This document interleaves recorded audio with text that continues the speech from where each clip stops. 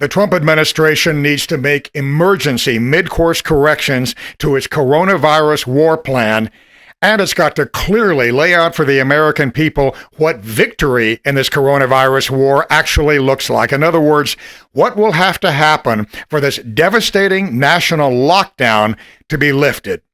I'm Lee Spieckerman, and I think overall the administration has done an excellent job of leading the fight against this invisible enemy, the coronavirus, especially what President Trump and his team have done to mobilize the military and the private sector in this war.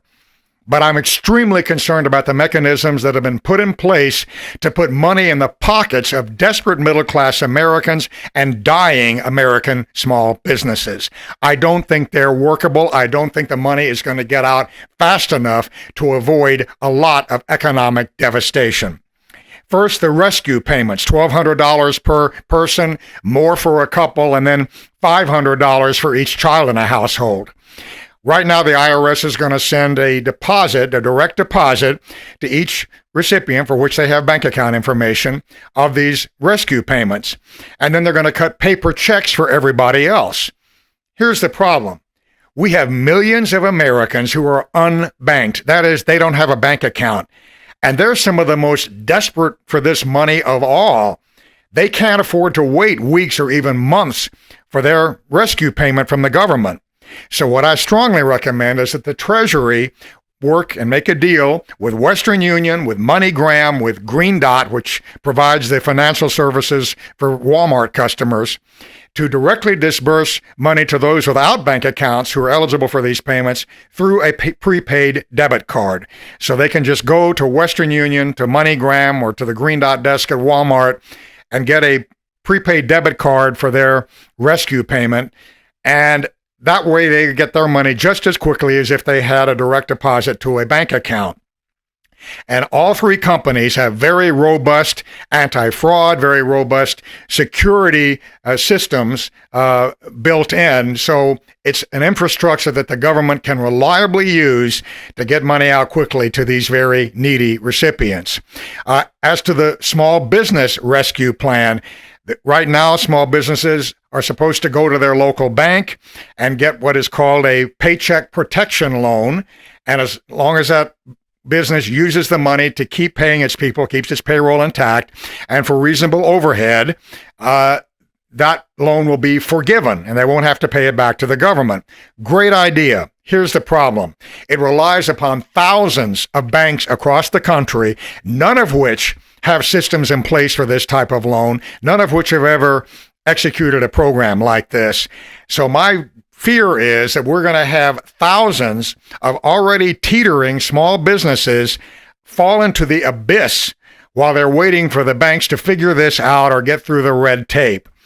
So my recommendation is that the IRS send a monthly check to each eligible small business equal to double whatever that business's payroll was per month before the crisis. So if a small business was paying its employees $20,000 a month, the IRS would send them a direct deposit for $40,000 for the next 3 to 4 months through this crisis.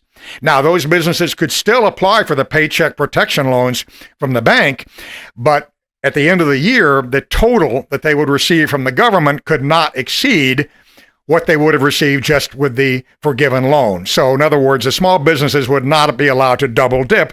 The total benefits that they receive between forgiven loans and the direct payments I'm recommending would be aggregated, and any excess would have to be paid back, would have to be clawed back and paid back in 2021. But the good thing is it would get cash in the hands of these desperate small businesses much more quickly. It would be assured, give them time to apply and get through whatever process they have to engage in to get the paycheck protection loans. And in the meantime, they would be paying their people and they would be rebuilding and keeping their businesses alive. The unemployment program for the special federally enhanced unemployment benefits that came as part of the rescue package. Right now, it's being distributed through state unemployment agencies. Now, that's not how President Trump wanted to do it. That's something the Democrats in Congress insisted upon to get the bill passed. Here's the problem. We've already seen that that's a disaster. Phone lines are jammed. Websites are crashing. Governors are admitting that their own state unemployment agencies are ill-equipped to distribute this money from the federal government to the unemployed quickly. So here's what I recommend. Every state should be required to certify to the government, the federal government, that it will be able to start disbursing the federal emergency unemployment payments to recipients within 4 weeks. 4 weeks. If they can't certify that, then payment of the federal portion of unemployment, the part that came as a part of the coronavirus rescue package, would default to the federal government. So the IRS would simply make bank transfers, bank deposits into eligible recipients' accounts for the federal portion of the unemployment. And if it was someone without a bank account, just as with the rescue payments, that money would be distributed through Western Union, through MoneyGram, through Green Dot at Walmart. But regardless, if the states can't pay the money to the unemployed quickly, it defaults to the federal government so that our desperate unemployed people are not victimized by broken state unemployment systems. Now, another thing I think it's very important President Trump do under his emergency authority that he has as a result of having declared a national emergency is I think he should issue a moratorium, a national moratorium on all foreclosures, all evictions, all suspension of utilities, wireless service, broadband service, and health insurance to anybody for the remainder of 2020.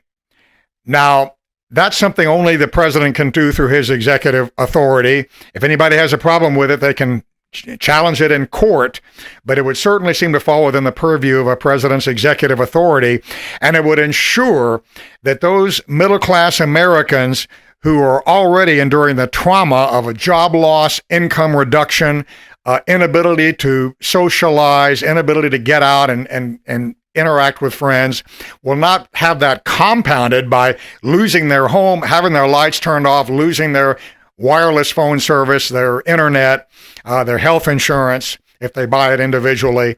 That to me is a very logical, a very humane step that the president should take to backstop the middle class, so many of which voted for him. Now let's look to the big picture, to the long-term plan. Americans and government policy makers, maybe below the White House level, and I'm probably not even at the White House, know what the criteria is going to be to lift this national lockdown, to allow people to go back to work, to start interacting again with their friends and going out in public. And I don't think that is rational. In fact, I think it's dangerous. You cannot have that kind of devastating policy in place with no end in sight. And recently we heard Dr. Fauci say that he believes this lockdown should basically continue until there are no more coronavirus cases and no more coronavirus fatalities. That's crazy talk, because we may always have some more, even a few more coronavirus cases and a few more coronavirus deaths. So by that standard, we might never end this national lockdown. What I recommend is that President Trump set a standard that once the curve has flattened and once we are having, for some reasonable window of time, no more new coronavirus cases and no more, as a percentage, coronavirus fatalities than we would have with a normal seasonal flu epidemic. So we don't shut the country down every time we have a flu. Obviously, even when we had the terrible epidemics like in 1957, we didn't shut the country down. And I think that's a reasonable standard that people can live with and that will ensure that at some point, in some reasonable time horizon, this lockdown will be lifted. Another criteria is based on rapid testing. And by the grace of God, we've had some pharmaceutical companies, some biotech companies, some university lab researchers devise rapid tests for the coronavirus, and they're well along in developing a blood test that will detect antibodies for the coronavirus, so we'll know when people have already had the virus and are now immune and no longer contagious. Between those two, we have a way of knowing who could safely interact with other people without transmitting the virus. So what I recommend is that we spend, even if it takes billions of dollars, to rapidly accelerate the deployment of these quick coronavirus tests and to drastically accelerate development and deployment of the antibody blood test so that we can test millions of people, almost everybody, with these tests. And everyone that receives a negative on the coronavirus test or that has the antibodies that makes them immune to coronavirus and no longer contagious, each of those people should get a card, and a non-counterfeitable card with a hologram that they can take with them or even wear as a badge to affirm that they are not a threat. They are not going to pass this virus on to anybody else.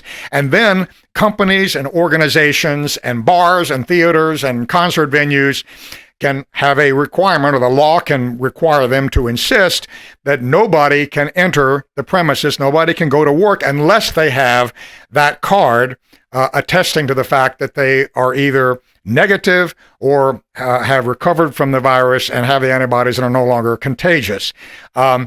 Again, it's going to take a lot of money to get that many tests out there, but it's going to be a hell of a lot less money than would be required if we need to keep having more and more of these massive economic rescue packages. So that's a reasonable criteria, and that's, to me, the kind of standard that needs to be laid out so that not only the American people, but policymakers have something to focus on and some point of reference, some benchmark that they can then, around which they can then build other policies and other actions that need to be taken by the federal government. The final big long-term issue we have to address associated with the coronavirus is, how do we deal with China? How do we hold China accountable for withholding the truth about this virus way too long, lying about its danger and how contagious it was, and continuing to lie by all reasonable analysis about how much it's continuing to spread in China and how many deaths are really occurring in China? The new widely accepted truth is that this coronavirus did not originate in an open market in Wuhan. It originated at a high-level Chinese bioresearch facility in Wuhan, that this virus was, for some reason, being explored, being researched in that lab, maybe for germ warfare, maybe for some other reason, but one way or the other, it escaped, and China lied about that too and claimed it was from an open market. So yes, they have to be held accountable. How do we hold China accountable? By doing what we should do and will do anyway. And that is Americanize manufacturing and onshore production of crucial, critical goods like pharmaceuticals, like high-tech components that go into our weapon systems and that are crucial for our economy.